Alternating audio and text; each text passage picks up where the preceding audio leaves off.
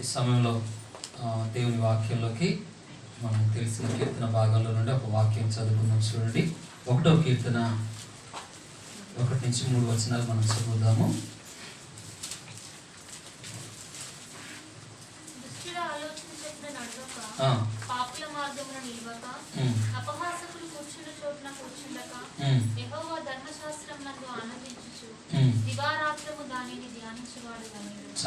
ఇక్కడ చూస్తే ధన్యుడు అనే మాట మనం చదువుకుందాం, ప్రార్థన చేసుకుందాం. పరిశుద్ధుడా, మహోన్నతుడు అయిన మా తండ్రి, మీకు వందనాలు. ఈ సమయంలో ఈ వాక్యంలోకి మేము వెళ్ళబోతుండగా వచ్చిన సంఘాన్ని మీరు దర్శించండి, హృదయాలను తెరవండి అయా. మా ఆత్మీయ చెవులను కూడా మీరు తెరిచి మహిమ పొందుకోమని యేసుక్రీస్తు నామములో అడుగుతున్నాను తండ్రి. హల్లెలూయా. ఒకరోజు ఈ వాక్యంలో వెళ్ళకముందు చిన్న సాక్ష్యం కూడా చెప్తాను. ఒకరోజు ఒక వ్యక్తి ప్రభు సన్నిధికి చాలా బలవంతంగా తన స్నేహితుడిని దేవుని సన్నిధికి తీసుకొని వచ్చాడట. చాలా బలవంతంగా తీసుకొని వచ్చాడు. అతను రానంటున్నా కానీ దేవుని సన్నిధికి తీసుకొని వచ్చాడట. తీసుకురావడం మీద తీసుకొచ్చాడు, కానీ అతను మాత్రం వింటే నేను ఎక్కడ మారిపోతాను మళ్ళా అని తన ఆలోచనలో 2 చెవులు కూడా మూసుకున్నాడట. ఏంటి చెప్పండి? వాక్యం వినపడకూడదు, వాక్యం అసలు వినపడదని 2 చెవులు కూడా మూసుకొని ఉన్నాడంట. 2 చెవులు మూసుకొని అలాగా వాక్యం జరుగుతూ ఉంటే ఈలోపు ఆ చెవులకు దోమ కుట్టిందంట. ఏం కుట్టింది చెప్పండి? దోమ కుట్టింది. దోమ ఎప్పుడైతే కుట్టిందో వెంటనే ఆ చెయ్యి అడిగిపోయింది, దోమకు అడిగిపోయింది.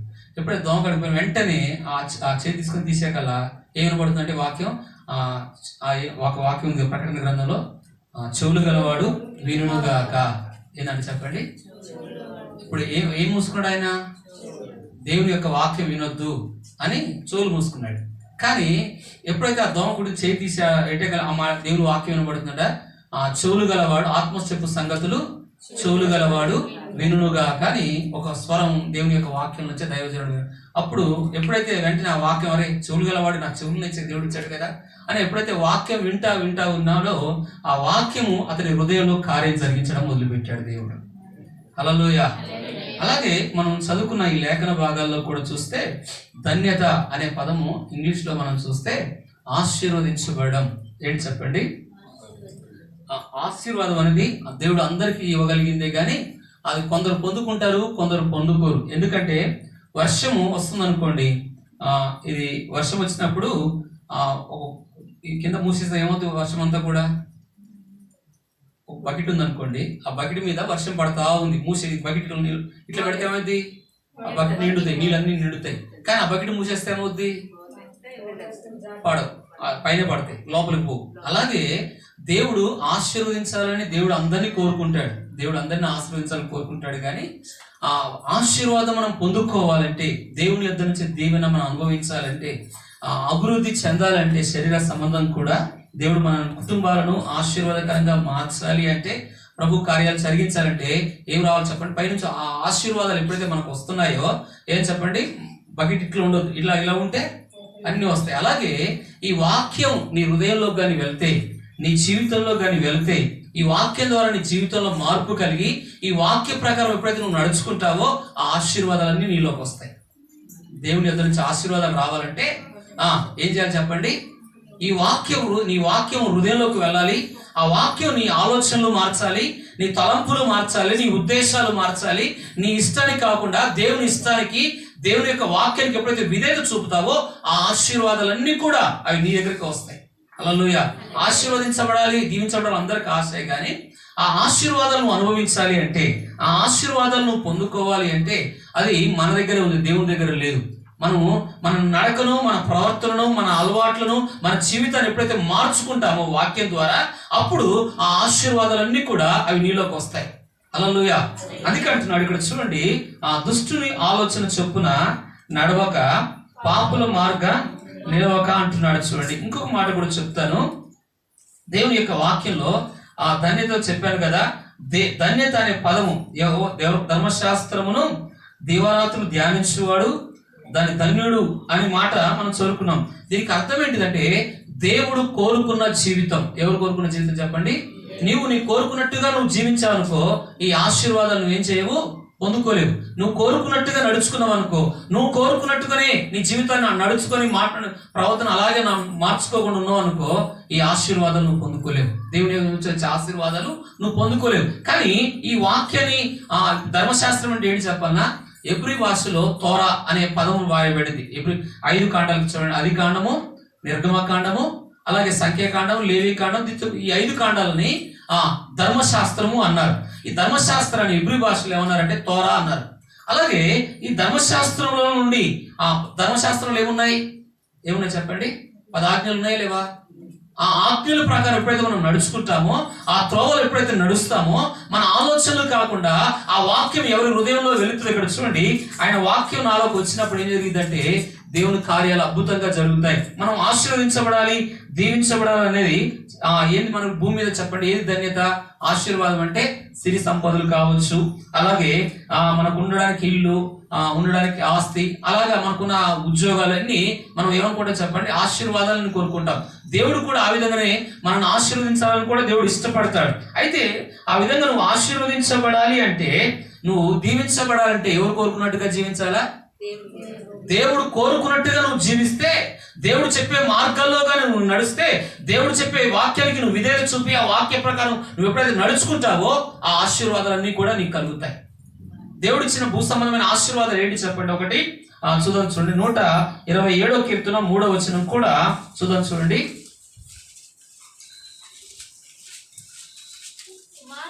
కుమారులు యెహోవా అనుగ్రహించు స్వాస్థ్యము, గర్భఫలము ఇచ్చే మనకు బహుమానం కూడా ఎవరిచ్చారు చెప్పండి? దేవుడిచ్చే బహుమానాల్లో ఇది ఒక బహుమానం. అంటే దేవుడిచ్చే ఆశీర్వాదాల్లో పిల్లలు కూడా ఆ రోజు పాత నిబంధనలో చూస్తే పాత నిబంధన ప్రజలందరికీ కూడా పిల్లలు కలగపోయారనుకో వాళ్ళ మీద శాపం ఉంది ఆ కుటుంబాల మీద అనుకునేవాళ్ళు. కానీ కొత్త నిబంధనలో మాత్రము ఎలిజబెత్ ఎవరున్నారు చెప్పండి? జకరియా కూడా ఉన్నారు. కొత్త నిబంధనకు వచ్చాకల్లా ఆ సమయంలో వాళ్ళు దేవుని దృష్టికి చాలా నిరపరాధులుగా, నీతిమంతులుగా, భయభక్తిగా ఉన్నారు. అయితే వాళ్ళకు కూడా పిల్లలు లేరు. తర్వాత ఎవరు పుడతారు చెప్పండి? బాప్తిసం ఇచ్చు యోహాను అలా కలుగుతాడు. అంటే వాళ్ళు దేవుని దృష్టికి నిరపరాధులుగా ఉన్నారు, నీతిమంతులుగా ఉన్నారు. దేవుని దృష్టిలో వాళ్ళు చక్కగా దేవుడు చెప్పినట్టుగా నడుచుకునే వాళ్ళు ఎవరు? జకరియా, ఎలిజబెత్. వీళ్ళిద్దరు కూడా చాలా భయభక్తి కలిగిన వాళ్ళని మన దేవుడి యొక్క వాక్యం సెలవిస్తుంది. అయితే ఆ దేవుడు ఇచ్చిన బహుమానం ఏంటి చెప్పండి? పిల్లలు కూడా ఒక ఆశీర్వాదం. రెండోది మనం చూస్తే రెండోది కూడా మనం చూడండి, 127వ కీర్తన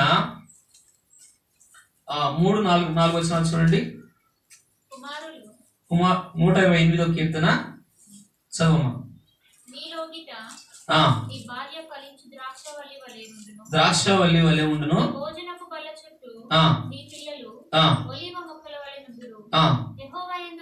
ఈ ఒలివ మొక్కను ఎందుకు పోల్చారు ఆ రోజుల్లో అంటే, ఒలివ మొక్క చాలా ఎత్తుగా, చాలా హైట్ గా ఉండేదంట. ఈ ఒలివ మొక్క ఏంటి చెప్పండి? చాలా ఎత్తుగా ఉంటది, చాలా హైట్ గా ఉంటది. అలాగే మన పిల్లలు దాని గుర్తు ఏంటిదంటే ఒలివ ఎక్కువ కాలం జీవిస్తుందంట ఒలివ చెట్టు. అలాగే మన పిల్లలు కూడా ఎలా ఉండాలా? దీర్ఘాయుష్గా ఉండాలని మనం కోరుకుంటామా లేదా? ఈ రోజులో చూడండి, ఎక్కువ కాలం చిన్న పిల్లల్లో కానీ పెద్దవాళ్ళు చిన్న నడి వయసులో కూడా యాక్సిడెంట్ ద్వారా, అనేక అపాయకరమైన రోగాల ద్వారాను, వ్యాధుల ద్వారాను ఏమవుతున్నారు చెప్పండి? చనిపోతున్నారు. నేను ఒక మ్యారేజ్కి వెళ్ళాను, వాళ్ళ అమ్మమ్మ కూడా ఉంది. ఎన్ని తరాలు చూసి చెప్పండి? పిల్లల తరాలు అది ఒక ఆశీర్వాదం. పెద్దవాళ్ళకి ఏంటి ఆశీర్వాదం చెప్పన్నా?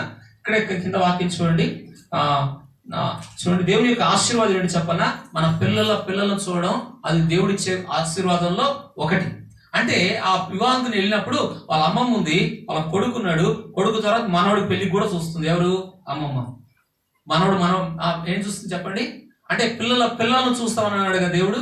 అదొక ఆశీర్వాదం, దేవుడిచ్చే ఆశీర్వాదంలో అదొకటి. అయితే ఈ ఒలివ మొక్క చాలా ఎత్తుగా ఉంటది, చాలా హైట్ గా ఉంటదని బైబిల్ చరిత్రకారులు చెప్తున్నారు. అయితే ఈ చెట్టుకున్న సాదృశ్యం ఏంటిదంటే ఎక్కువ కాలం జీవిస్తే, అలాగే మన పిల్లలు కూడా పరిశుద్ధంగా జీవిస్తే, మన పిల్లలు కూడా పరిశుద్ధంగా దేవుడు చెప్పినట్టుగా నడుచుకుంటే ఎలా జీవిస్తారు చెప్పండి? దీర్ఘాయుష్గా వాళ్ళు అవుతారు. హల్లెలూయా. దేవుని యొక్క ఆశీర్వాదాల్లో మనం దేవుడి చేత దీవించబడాలంటే, దేవుని మార్గాల్లో ఎప్పుడైతే మనం నడుచుకుంటామో, దేవుని త్రోవలు ఎప్పుడైతే నడుచుకుంటామో, భూ సంబంధంగా దేవుడు దీవించాలని ఆయన కూడా ఉంది. భూ సంబంధంగా నేను ఏమీ లేకుండానే ఉన్నాను, కానీ ఏమీ లేని స్థితిలోంచి ఈ రోజుకి నా స్థితి, అప్పుడున్న స్థితి అయితే లేదు. ప్రభు నమ్ముకున్నప్పుడు ఈ రోజు స్థితి అయితే లేదు. ఎందుకంటే దేవుడు నన్ను ఆశీర్వదించబడడానికి, దేవుడు దీవించడానికి కారణం నేను చెప్పగలుగుతాను. అయితే ఇంకోటి చూద్దాం చూడండి, దేవుడిచ్చే మేలు కూడా మన జీవితాల్లో దీవెనకరంగా మారుతాయి అనేది దేవుని ఆలోచన. అయితే దుష్టుని ఆలోచన అనే మాట మనం చూస్తే మన ఆలోచనలో ఆ దుష్టుడి యొక్క ఆలోచనలు కూడా శత్రువు కూడా పుట్టిస్తాడు మనలో ఈ లోకంలో శరీర సంబంధంగా ఉన్నాయి కాబట్టి మన ఆలోచనలు మారాలన్నా, మన ఉద్దేశాలు మారాలన్నా, మన తలంపులు మారాలన్నా ఆయన వాక్యం ఎప్పుడైతే నీ హృదయంలో ఎక్కువగా ఉంటుందో, ఆ వాక్యాన్ని ఎప్పుడైతే ధ్యానిస్తావో ఆ వాక్యం ఏం చేస్తుంటే నీ ఆలోచనలను నీ తలంపులను కూడా మార్చే శక్తి దేవుని యొక్క వాక్యానికి ఉన్నది. దేని గురించి చెప్పండి? నీ ఆలోచనలు కూడా దుష్టుని ఆలోచనలు కానీ మనలో ఉన్నానుకో అక్కడ దేవుడు ఉండడు. దేవుడు ఆయన ఏంటంటే దేవుని యొక్క వాక్యం మీలో ఏముండని అంటే సమృద్ధిగా ఉండని అంటుండే. ఏముండాలో చెప్పండి? దేవుని యొక్క వాక్యం ఎలా ఉండాలా? కొలస్సీయులకు రాసిన పత్రిక 3వ అధ్యాయంలో ఎలా ఉండాలి చెప్పండి? సమృద్ధిగా దేవుని యొక్క వాక్యం ఎట్లా ఉండదు చెప్పండి? సమృద్ధిగా నిలిచి ఉండని అంటున్నాడు. దేవుని వాక్యం ఎవరి హృదయంలో అయితే ఉంటుందో, మీకు ఒక మాట చెప్తాను. దేవుని వాక్యం మన హృదయంలో ఎంతగా పనిచేస్తే యవనస్తులు దేవుని యొక్క వాక్యాన్ని, ఈరోజు కొంతమంది అయితే యవనస్తులు బైబిల్ మోసుకుపోవడానికి కూడా చాలా కష్టం కదా. ఈయన పేరు ఏం పేరంటే మోడీ కాదు, డిఎల్ మూడి అనే దైవజనుడు. ఆయన ఒక మాట చెప్పాడు, యవనస్తులు దేవుని యొక్క వాక్యాన్ని మోస్తే, ఆ వాక్య ప్రకారంగా జీవిస్తే ముసలితనంలో దేవుడు వారి యొక్క బాధ్యతలన్నీ కూడా వాళ్ళు తీసుకుంటాడు దేవుడు. హల్లెలూయా. దేవుని యొక్క వాక్య యవనస్తులుగా ఉన్నప్పుడు ఆ వాక్య ప్రకారం జీవించి ఆ వాక్య ప్రకారం నడుచుకుంటే, ఆ వాక్య ప్రకారంగా జీవితాలు మార్చుకున్నప్పుడు ముసలితనంలో కూడా ఆ వాక్యం నేను ఏం చేస్తా చెప్పండి? నేను మోసేదిగాను నీ జీవితాలను మార్చేదిగా దేవుని యొక్క వాక్యం. అందుకే నీ వాక్యము నా హృదయంలో ఉంచుకున్నాను అంటాడు. ఎక్కడ ఉన్నా చెప్పండి? హృదయంలో వాక్యం ఉండడం వల్ల ఏమవుతుందంటే మనం పాపానికి దూరంగా ఉంటాం. వాక్యం నీ మనసులో లేనప్పుడు లోక సంబంధం అన్ని కూడా మనలో ఉంటాయి. నిండుగా ఉండి కలవరాలు, కృంగుదల, ఏడుపు, దుఃఖం, ఆ సమస్యలన్నీ కూడా తలలో ఉంటాయి. అవన్నీ తొలగాలంటే ఏం నింపుకోవాలి మనలో చెప్పండి? వాక్యాన్ని మనం ఎప్పుడైతే నింపుకుంటామో ఆ వాక్యం ఏం చేస్తుంటే మన జీవితాలను ఆశీర్వాదంగా మారుస్తుంది. హల్లెలూయా. వాక్యాన్ని చదవాలి, ఆ వాక్యాన్ని ధ్యానించాలి. ఆ వాక్య ప్రకారం ఎప్పుడైతే మనం ప్రార్థన చేసుకుంటామో ఆ ప్రార్థన జీవితం నీ ఆలోచనలను నీ తలంపులను కూడా పరిశుద్ధపరిచేదిగా ఉంటది దేవుని యొక్క వాక్యం. హల్లెలూయా. అయితే మన జీవితాలు దీవెన స్వీకరించబడాలంటే చూడండి, దేవుని యొక్క వాక్యం ఎంతో శక్తి కలిగిందిగా ఉంటుంది. అయితే ఇంకొక మాట కూడా మీకు చెప్తా చూడండి. ధర్మశాస్త్రము అని మీకు చెప్పాను కదా, ధర్మశాస్త్రము దేవుని యొక్క వాక్యానికి మనం పోల్చబడింది. ఆ వాక్యం ఎలా ఉండాలంటే మన హృదయంలో ఉండాలంటాడు. చూడండి 119వ కీర్తన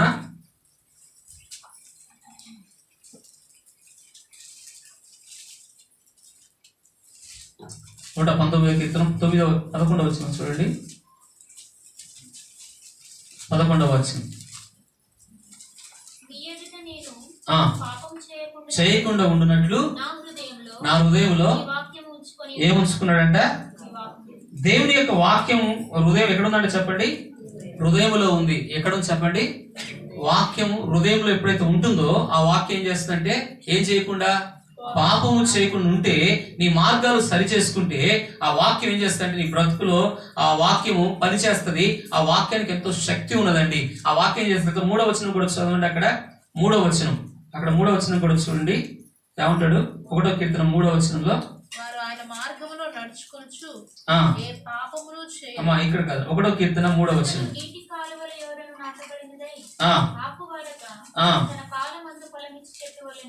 చూడండి. అతడు నీటి కాలువ ఎవరైనా నాటబడాలి. ఒక చెట్టు భూమిలోకి ఏమవుతుంది చెప్పండి? ఎంత లోతుగా నాటబడిద్దో గాలి వస్తుంది, తుఫాన్ వస్తుంది, ఏమొస్తుంది చెప్పండి? అలజడులు వస్తాయి. దానికి చెట్టు ఏమవుతుంది? భూమిలోకి ఎంత లోతుగా నాటబడిద్దో ఆ చెట్టు ఎన్ని తుఫాన్లు వచ్చినా, ఎన్ని ఆ గాలులు వచ్చినా, ఎన్ని పరిస్థితులు వచ్చినా చెట్టు ఏమవుతుంది? నిలబడితే లేదా?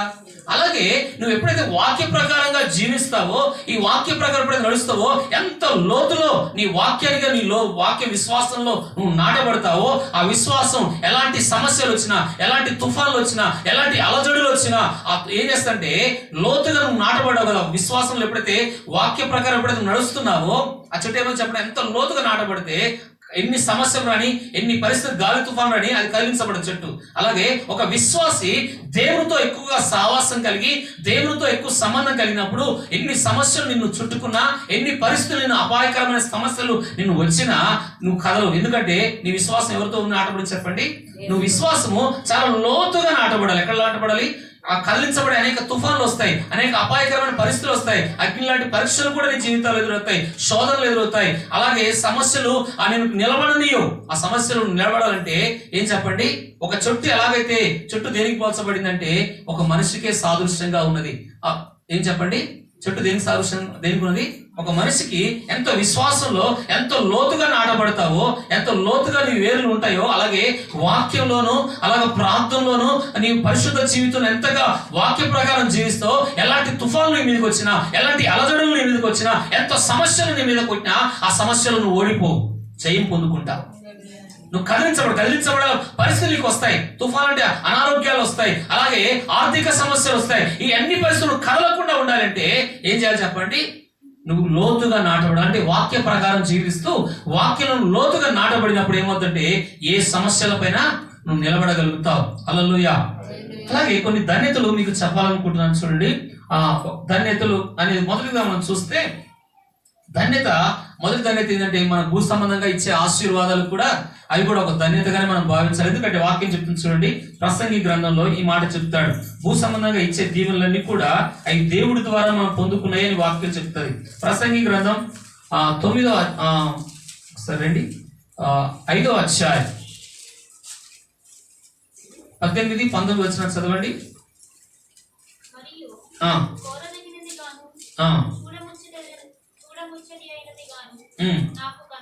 కనబడినది ఏదనగా దేవుడు ఒకటి ఏంటంటే మనకి ఏం నియమించాడు దేవుడు చెప్పండి? ఆయుష్కాలము. ఒకడు అన్నపానములు పుచ్చుకొనుట, కష్టార్జితం అంతటా క్షేమముగా బ్రతుకుటయే. ఏది భాగ్యం చెప్పండి? ఆయుష్కాల దినములన్నీ కూడా. ఈ రోజులో చూస్తే యవనస్తులు చనిపోతున్నారు కదా. నేను అమ్మగారు వాళ్ళ బావగారు అయితే చిన్న వయసులోనే చనిపోయాడని చెప్పిందా. చాలా చిన్న వయసే అనారోగ్యాలతో చనిపోయాడని చెప్పిందా మన చర్చలో సిస్టర్. అయితే ఈ మాటలు ఎందుకు చెప్తున్నా, చిన్న వయసులో అది ఆయుష్ పెరిగినట్ట ఉన్నట్ట, ఎక్కువ ఆయుష్కాలం లేదు. కానీ వాక్యం చెప్తే ఆశీర్వాదం ఏంటి చెప్పనా?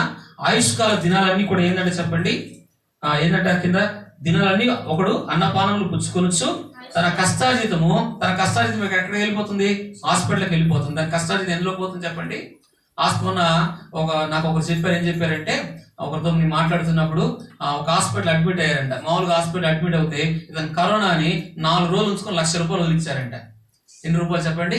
ఇప్పుడు అతను కష్టార్జితం ఏమైపోయింది? ఇంటికి వస్తే తెలిస్తే ఏమైందంటే కరోనా లేదు, ఏం లేదని చెప్పారు. కరోనా లేదు, ఏం లేదు. హాస్పిటల్ ఏం చేశారు వాళ్ళు? 1,00,000 రూపాయలు వదిలేశారు. కష్టార్జితం ఎక్కడ వెళ్ళిపోయిందా లేదా? ఇటువంటి మన కష్టార్జితము మనం అనుభవించాలి అంటే ఏమవుతుంది చెప్పండి? ఇక్కడ చెప్పండి, నరుడి కష్టార్జితము వలన క్షేమముగా, అంటే ఆరోగ్యంగా, భద్రంగా కాపాడబడమని దేవుని యొక్క వాక్యం సెలవిస్తుంది. అలాగే ఇంకోటి చూడండి, 19వ వచనం.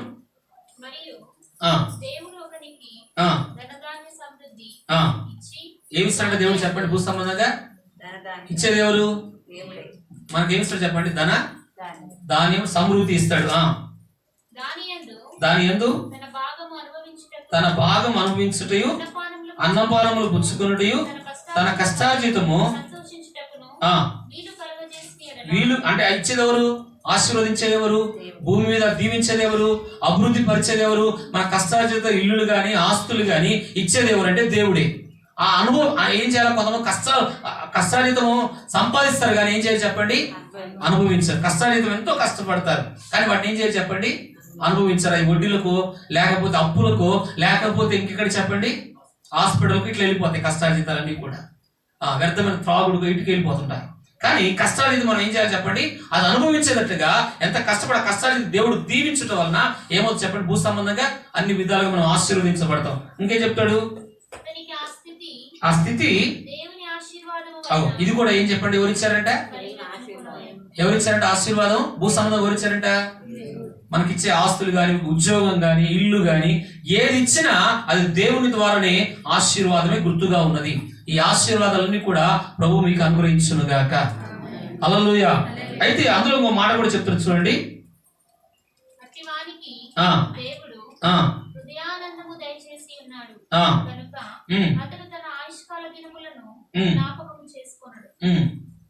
ఇక్కడ చూడండి, అట్టి ఆశీర్వాదం కూడా హృదయంలో దేవుడిని కలగజేస్తాడంట, ఆనందాన్ని కలగజేస్తాడు. ఆయుష్ దినాలు కూడా కలగజేస్తాడనేది మనం చదువుకున్న లేఖన భాగాలు. మొదటి ధన్యత మనం చూద్దాం. చూడండి 40వ కీర్తన 8వ వాక్యం చూద్దాం. 40వ కీర్తన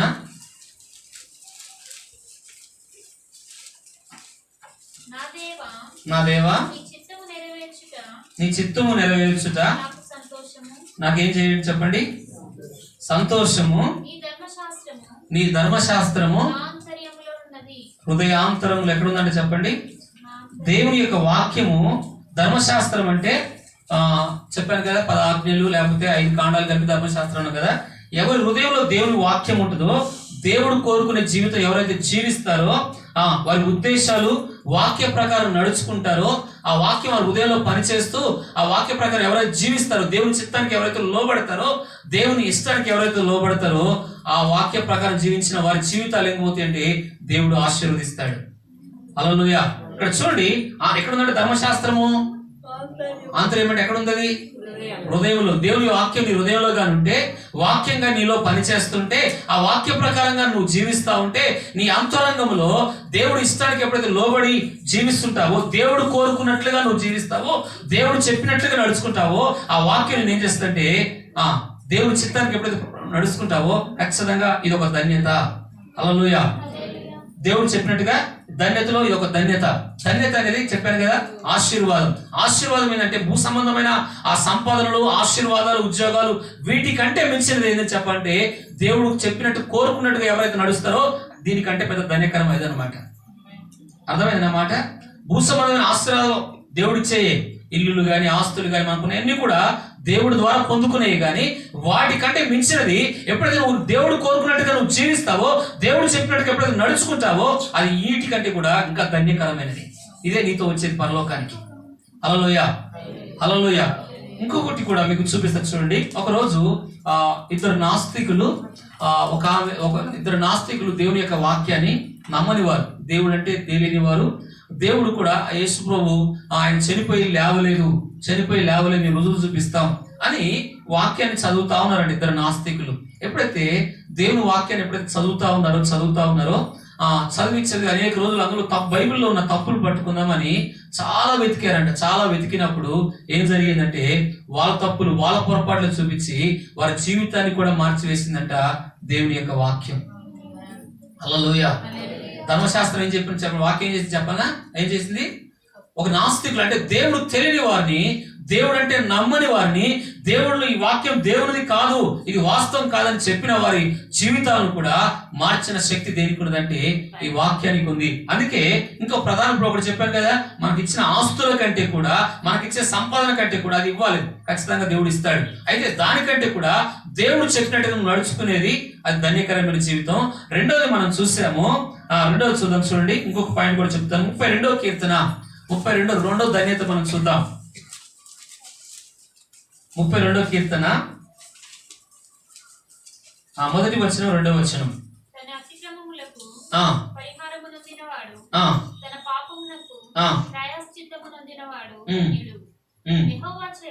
చాలు, మొదటి వచనంలో చెప్పండి. తన అతిక్రమముల కొరకు పరిహారం నొందినవాడు, తన పాపముల కొరకు ప్రాయశ్చిత్తము నొందినవాడు. ఇది దేవుడు ఉచితంగా మనం చేసిన దోషాల కొరకు, మనం చేసే అపరాధాల కొరకు ప్రభు దగ్గర దావీదు శాంతి, సమాధానం, నెమ్మది. తను ఎప్పుడైతే పాపం చేశాడో, ఈ కీర్తన ఏం చెప్పబడుతుందంటే దావీదు బెత్షెబతో చేసిన పాపానికి ఇక్కడ చాలా పశ్చాత్తాపడ్డాడు. ఎంత ఏడ్చాడో, ఎంత కన్నీరు కార్చాడో, ఆ కన్నీరుకి ఆ దేవుడు ఇక్కడ అంటున్నాడు, తన పాపం విషయంలో ప్రాయశ్చిత్తము నొందినవాడు. ఎవరంటే చెప్పండి? తన పాపం విషయంలో ఎవరైతే కన్నీరు కారుస్తారో, తను చేసిన పొరపాట్ల విషయంలో దావీదు చాలా గొప్ప భక్తుడే, దేవునితో సహవాసం కలిగిన వాడే. బైబిల్లో చూస్తే దావీదు దేవుని చిత్తాన్ని నెరవేర్చినట్టుగా మన కథ రాజులలో ఎవరు కనబడరు. అంత భక్తిగా ఉన్నవాడు కూడా, అంత ప్రార్థన పరుడు కూడా, అంత దేవునితో సహవాసం చేసిన వాడు కూడా ఎక్కడ పడిపోయాడు చెప్పండి? పాపంలో పడిపోయాడు. ఎక్కడ పడిపోయాడు చెప్పండి?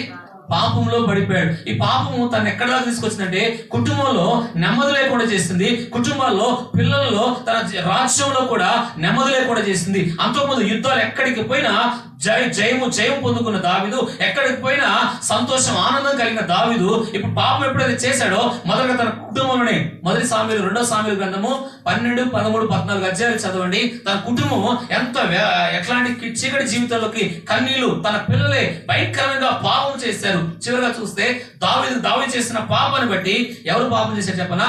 దావీదు కొడుకు అలాగే దావీదు బిడ్డ కూడా ఆ భయంకరమైన ఆ పాపం చేస్తారు. ఆ పాపం చేసినప్పుడు అక్కడ ఆ పాపమే కాదు, దేవుడు కఠినంగా అక్కడ దావీదు పాపం చేసిన దావీదును కూడా కఠినంగా దేవుడు శిక్షిస్తాడు.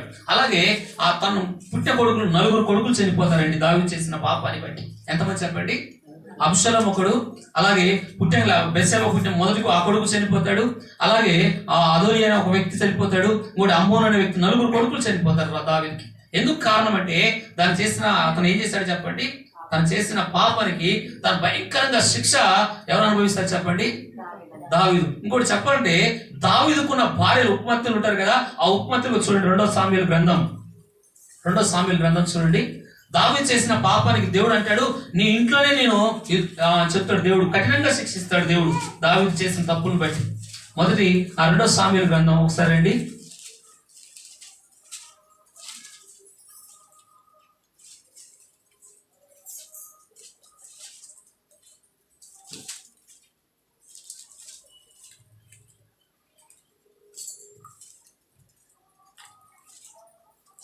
ఆ 22వ వచనం, 2వ సామెలు గ్రంథం 16వ అధ్యాయము 22, 23 చూడండి. కాబట్టి మేడ మీద వారు అబ్షాలోమునకు గుడారము వేయగా ఇశ్రాయేలీయులందరికీ తెలియనట్లుగా అతడు తన తండ్రి ఉపపత్నులను కూడని. ఏనంటే చెప్పండి, ఎవరిదను? అబ్షాలోము తండ్రి యొక్క చేసిన పాపాన్ని బట్టి ఆ శిక్ష ఎవరి మీదకి వచ్చింది? అది ఆ పాపం విత్తనం ఎవరు చేస్తున్నారు? సొంత కొడుకులు ఎవరితో పాపం చేస్తున్నారు చెప్పండి? నేను న్యూస్ లో చదివాను, బయట దేశం అంట వాళ్ళు. ముందు ఆయన మొదటి భార్య చనిపోయింది, 2వ భార్యను చేసుకున్నాడు. అప్పుడు ఆయన పిల్లలు ఎంత ఉన్నారంటే 10 సంవత్సరాల పిల్లలు ఉన్నారంట. 10 సంవత్సరాల పిల్లలు ఉన్నారు. అప్పుడు వివాహం చేసుకున్నాడు. ఈ అబ్బాయికి 20 సంవత్సరాలు వచ్చాకల్లా, వయసు వచ్చాకల్లా ఆ తండ్రి 2వ భార్యతో మధ్యలో గొడవలు జరిగినాయంట. ఈ గొడవలు జరిగాక ఆ సమస్యలు ఎప్పుడైతే వచ్చాయో వెంటనే ఈమె దూరం అయిపోయింది, ఆయన దూరం అయిపోయింట. ఇప్పుడు ఆ ఇంట్లో పుట్టిన కొడుకున్నాడు కదా, ఆ కొడుకు ఈమెతో పాపం చేశాడు, ఒక కొడుకుని కన్నాడు. చూడండి, వర్ష వాయువులు లేకుండా ఈరోజు భయంకరంగా శాపముతో నిండిన లోకంలో మనం ఉంటున్నాం. దావీదు కూడా కొడుకును చూస్తే చూడండి, ఎవరు కూడా చెప్పండి, ఎవరితో చేస్తున్నాడు పాపము? ఎవరు చేసిన పాపము? తన కొడుకు తప్పు చేసినప్పుడు గద్దించలేకపోయాడు. కారణం ఏంటి చెప్పండి? నువ్వే మంచోడివా, నువ్వు కూడా పాపం చేసిన వాడివే కదా, నాకెట్లా చెప్తావు అంటాడా కొడుకు? అదే ఒకవేళ తండ్రి తాగుబోతు అనుకోండి, నువ్వు తాగుతున్నాడు, నువ్వేందుకు తాగుతున్నావు అంటే నువ్వు తాగుతున్నావు కదా అంటాడు. అంటాడా? అలాగే నువ్వు పాపం చేసిన కోరిని ఉంచుకోండి అనుకో తండ్రి, పిల్లలు ఏమంటారు, నువ్వు అదే పాపం చేసినావు కదా అని అంటారు. ఏమన్నా మాట్లాడగలుగుతాడా? ఎవరు పాపాన్ని బట్టి? దావీదు చేసిన పాపము ఎవరి మీద పోయి చెప్పనా శిక్ష? పిల్లలు అనుభవించారండి. చాలా కఠినంగా, నెమ్మది లేదు ఆ ఇంట్లో. ఎప్పుడైతే పాపము ఆ ఇంట్లో ఎప్పుడైతే ప్రవేశించిందో దావీదు రహస్యంగా చేశాడు, కానీ దేవుడు చాలా కఠినంగా శిక్షించినట్టుగా దేవుని యొక్క వాక్యం సెలవిస్తుంది మనకి. తను చేసిన ఈ రోజు కూడా చూడండి, ఎక్కడ చూసినా వర్ష వాయువులు లేకుండానే పాపం ఎక్కువగా పెరుగుతున్న లోకంలో మనం ఉంటున్నాం.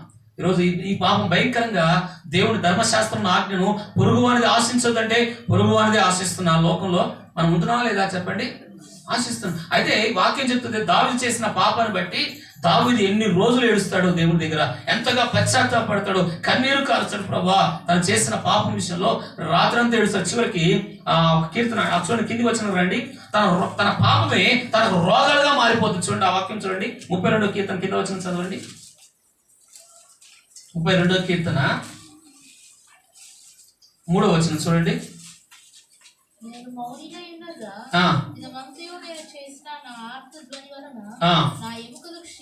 నా ఎముకలు ఏమైనా చెప్పండి?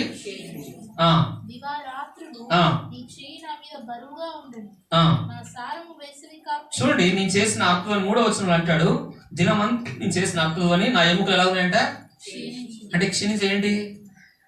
ఎయిడ్స్ రోగానికి వచ్చిన వాడికి ఎట్లుంటాడు చెప్పండి? ఇట్లుంటాడా? నాకుంటాడా? ఎట్లుంటాడా? మొత్తం రోగం, శరీరం అంతా ఏమైపోయినాయి? రోగాలతో ఏమైంది చెప్పండి? ఎట్లుంటాడు? క్షీణించిపోడా? రోగాలు వస్తే ఏమవుతుంది మనిషి? దీనివల్ల వచ్చిన శిక్ష ఎవరు చేసిన పాపం చెప్పండి? దావీదు చేసిన పాపము ఎవరి మీదకి వచ్చిన శిక్ష చెప్పండి? దావీదు అనుభవించాడు.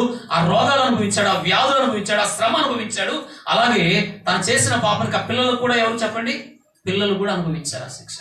దావీదంత భక్తుడే, దావీదంత ప్రార్థన పరుడే, దావీదు దేవుడితో సహవాసం కలిగిన వాడే. కానీ శిక్ష మాత్రం దేవుడు కఠినంగా శిక్షించినట్టుగా దేవుని యొక్క వాక్యం చెప్తుంది మనకి.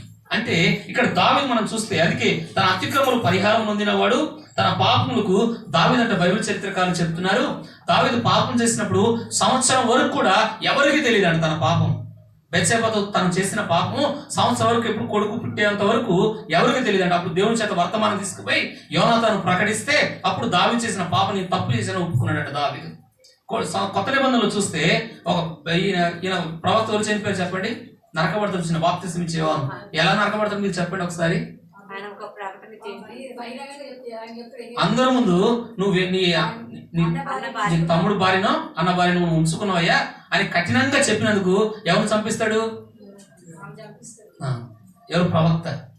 అలాంటి స్థానం ఆ రోజుల్లో కూడా, దావీదు రోజుల్లో కూడా ఉంది. కానీ ప్రవక్త ఏం చేశాడు? తన పాపాన్ని బాప్తిసం ఇచ్చేవని చెప్పాడు. కఠినంగా ఉంటుంది, చాలా కఠినంగా ఉంటుంది. మత్తయి సువార్తల్లో ఉంటుంది ఆ మాట. పొరుగు వాని భార్యను ఉంచుకోవడం వల్ల దేవుడు కఠినంగా అక్కడ బాప్తిసం ఇచ్చేవని చెప్పినప్పుడు తన తల ఏమైంది? నరకబడింది. వాక్యం చెప్తుందండి. మన జీవితాల్లో మనం ధన్యులుగా, సంతోషంగా, ఆరోగ్యంగా, సమాధానంగా మన కుటుంబాలు ఈరోజు సమాధానం లేకపోవడం గల కారణం ఏంటి? నెమ్మది లేకపోవడం గల కారణం ఏంటి? రోగాలు భరించడం గల కారణం ఏంటి? మనలో ఉన్న పాపం, మనలో ఉన్న దోషాలు ఉన్నాయి చూసారా? మనలో ఉన్న అపరాధములు ఉన్నాయి చూసారా? అవి ఎప్పుడైతే ప్రభు దగ్గర పశ్చాత్తాపడతామో రోగాల నుండి, వ్యాధుల నుండి, అలాగే ఆశీర్వాదం కూడా ఎప్పుడైతే పశ్చాత్తాపం అంటున్నాడు, తన అతిక్రమముల కొరకు ఏమవుతాడు చెప్పండి? ప్రాయశ్చిత్తము నొందినవాడు ధన్యుడు. తన పాపమును కోయి ప్రాయశ్చిత్తం నొందినవాడు ధన్యుడు. ఏమంటున్నాడు? యెహోవా చేత నిర్దోషి అని ఎంచబడిన వాడు ధన్యుడు, ఆత్మలో కపటం లేనివాడు ధన్యుడు. ధన్యుడు అనే పదం ఎవరైతే ఎవరు ధన్యులు చెప్పన్నా? తన పాపం విషయాలు ఎంతగా దేవుని దగ్గర పశ్చాత్తాపడతారో వారిలోకి దేవుని యొక్క సమాధానం వస్తుంది, రోగాలు స్వస్థత కలుగుతాయి, ఇంట్లో దరిద్ర శాపం అన్ని కూడా తొలగిస్తాడు వారు చేసిన పాపాలు ఒప్పుకుంటే ప్రభు దగ్గర. హల్లెలూయా. మూడో ధన్యత మనం చూస్తే 4వ చూడండి. 4వ ధన్యత చూడండి. 84వ కీర్తన.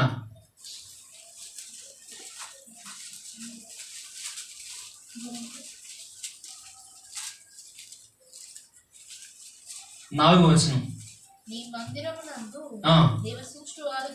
ధన్యులు ఏం చేస్తారంటే, అంటే దేవునితో ఎవరైతే నిలుస్తారో, అందుకే నా వాక్య ప్రకారం, నా వాక్యం మీలో ఉంటే మీరు అంటాడు చూడండి. యేసు ప్రభు వారు యోహాను సువార్త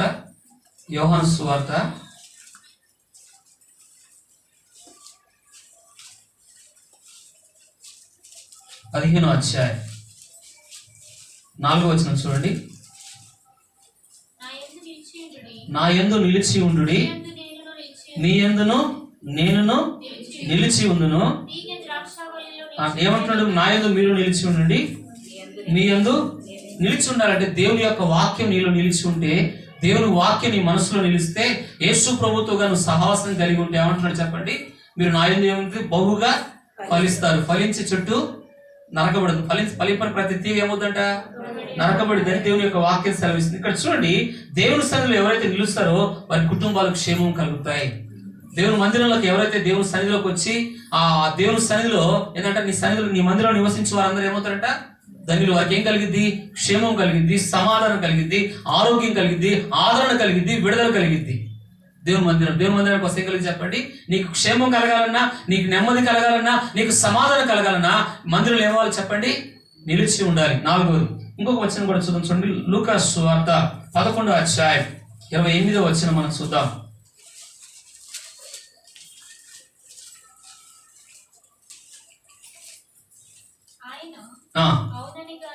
అవునని గాని విని దానిని గైకొను వారు. చూడండి ఆ 27వ వచనం కూడా చూస్తే, ఆయన ఈ మాటలు చెప్పుచుండగా ఆ సమూహంలో ఉన్న ఒక స్త్రీ చూచి, నిన్ను మోసిన గర్భములు, నీ కుడిచిన స్థలములు ధన్యములైనని కేకలు వేయగా, ఆయన అవునని గాని దేవుని వాక్యము దాని గైకొన్న వారు. మరియమ్మ గురించి ఈ రోజు కూడా మరియమ్మను ఎక్కువ పూజించే లోకంలో ఉన్నారు. కానీ ఇక్కడ యేసుప్రభు చాలా క్లారిటీ మరియమ్మ ధన్యురాలే కానీ ఆ వాక్యం ఇక్కడ చూడండి యేసుప్రభు చెప్పాడు. ఆయన అవును గాని దేవుని వాక్యం విని దాన్ని గైకొన్న వారు మరియమ్మ కంటే కూడా ఎవరు ధన్యులు చెప్పాలా? మరియమ్మ ధన్యురాలే, కానీ ఆమె కంటే ధన్యులు ఎవరు చెప్పండి? వాక్యం విని దాని గైకొని, అంటే వాక్య ప్రకారం జీవించి వాక్య ప్రకారం ఎవరైతే నడుచుకుంటారో వారు ఏమవుతారు చెప్పండి? ధన్యులు. ధన్యులు అని ఎవరు చెప్తున్నారు? యేసుప్రభు స్వయంగా మనం వాక్య ప్రకారం ఎప్పుడైతే జీవిస్తామో, వాక్య ప్రకారం ఎప్పుడైతే నడుచుకుంటామో మన కుటుంబాలు ఆశీర్వదించబడతాయి, మన కుటుంబాలు దీవించబడతాయి. హల్లెలూయా. ఇంకొకటి కూడా చెప్తా చూడండి, పుచ్చుకొనుట కంటే ఇచ్చుట ధన్యత అంటాడు. ఇక్కడ చెప్పండి అపోస్తుల కార్యంలో ఒక మాట చూడండి. అపోస్తుల కార్యం 20వ అధ్యాయం 35వ వచనం.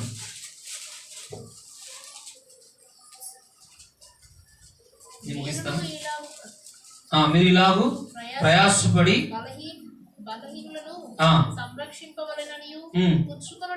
పుచ్చుకొనుట కంటే ఏ ధన్యత అంటే చెప్పండి? మనకు దేవుడు ఇవ్వాలనుకుంటాం. మన దేశం ఏంటంటే మన పారాయం ఇట్లా ఉంటదంట, బయట దేశం పారాయమో ఇట్లా ఉంటదంట. ఏమిటో చెప్పండి? బయట దేశం పారేమో ఇలా ఉంటది, మన పారేమో ఇట్లా ఉంటదంట. మన పార ఇట్లా లాక్కునే అంటే ఆశీర్వాదం మనకే కావాలంటే దేవునికి మనం ఇవ్వం. పుచ్చుకొనుట కంటే మనం ఇవ్వకుండా మనకు ఆశీర్వాదం రావాలని కోరుకుంటాం. మనం ఏమంటుండే ఇక్కడ చెప్పండి, పుచ్చుకొనుట కంటే ఇచ్చుట ధన్యత. ధన్యతలు ఏమని చెప్పండి? మనకు దేవుడు ఆశీర్వదించాలంటే ఎవరు చెప్తున్నారు ఈ మాట? పౌలు గారు చెప్తున్నాడు. ఏమంటున్నాడు? పుచ్చుకొనుట కంటే ఇచ్చుట ధన్యత. మన కుటుంబాలు భూ సంబంధంగా దేవుడు దీవించాలన్నా, ఆశీర్వదించాలన్నా, మన కష్టార్జితాలు అభివృద్ధి చేయాలన్నా ఏమంటున్నాడు చెప్పండి? మనం దేవుడు ఇవ్వాలని కోరుకుంటాం, దేవుడు ఆశీర్వదించాలని